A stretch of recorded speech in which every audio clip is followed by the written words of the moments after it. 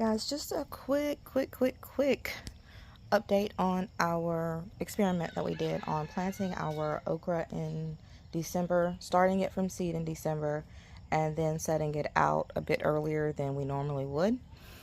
We were able to harvest our first okra on April 21st. Today is April 26th, and we have more out here that needs to be harvested. As you can see, the plants are small, and so I've been trying to harvest the okra really quickly because I do want these plants to get bigger than what they are, obviously.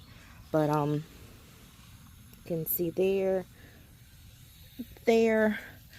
and all along the row there's some okra that we actually do need to get harvested. So I'm gonna call this a success. We're gonna continue to fertilize and not allow these okra to produce too much while they're at a small stage. It just so happened that the last few days I haven't been able to get out here to the high tunnel due to not feeling well. So these happen to get quite bigger than the ones that we've allowed to grow before.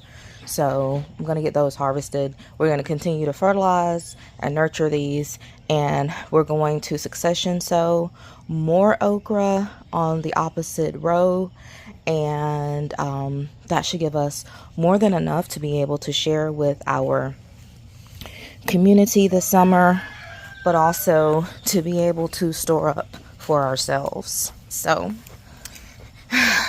one thing that I do know is that this would not have been possible had I not had the high tunnel to be able to store this okra and keep it warm and secure on those nights and days where it did get to be freezing and below.